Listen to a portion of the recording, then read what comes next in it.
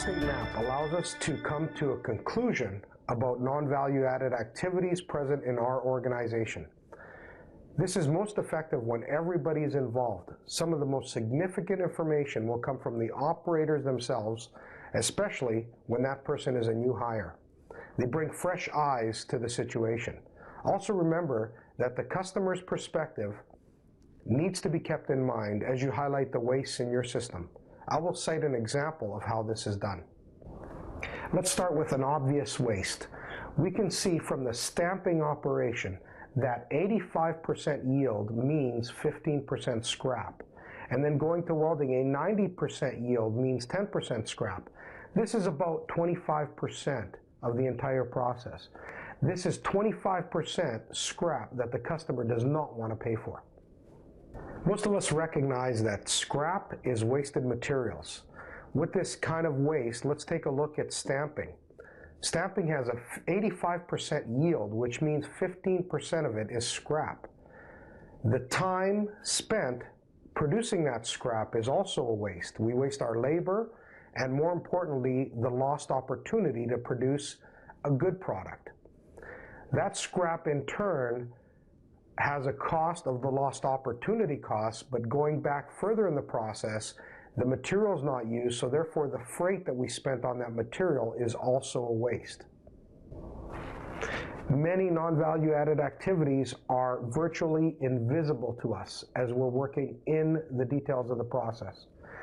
Statistically, 50% of the waste we cannot see. That's why when we have a new employee in the process, we need to ask them, what dumb things are we doing today that you can see that we need to improve on? By having a new employee, these wastes are more obvious to them than they are to us. By doing this and making that inquiry, we're able to identify even more waste. It's not always easy to identify all the waste in the company. Let me give you an example. A typical scrap report, in this case filled out by the stamp and weld operators, would take them about 10 minutes a day. That in turn goes to the supervisor who would compile the information, would take them a half an hour a day. From there, the information goes to quality assurance, who consolidates it and reports it at the monthly meeting. Everybody gets concerned about the scrap report, and the information then goes to production control, who then needs the information to accommodate for more materials because of the scrap process. This in turn has a snowball effect through the organization where everybody is looking at reports and making adjustments, but we're really not focused about doing something about the scrap itself. This is a real issue for most organizations. Just to report this kind of waste takes 2 full-time people when we add it up.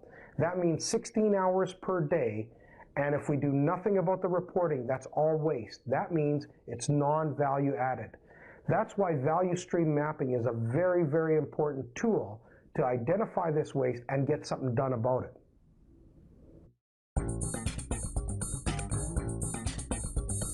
So inventories between the process. We want to identify how much inventory is there, right? Because we want to see if there's excess or not. So we actually go out and we count the amount of inventory in the process. And you'll find there's a certain number of pieces there. I think the question came up earlier, how do you know how many days of inventory we have, right? If we have 2,000 pieces between assembly and shipping, and we ship to the customer 1,000 pieces per day, how many pieces of inventory, how many days of inventory do we have? 2 days, right? That's how we calculate it.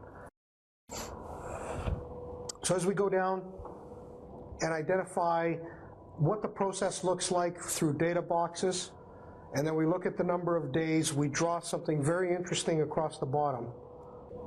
And this is called a graph identifying the production lead time in total, looking at value-added activities and non-value-added activities. So let me just show you here. Stamping we consider to be what? Value-added, right? We actually put a little dip here and we said out of one piece going through here, how much time is value added?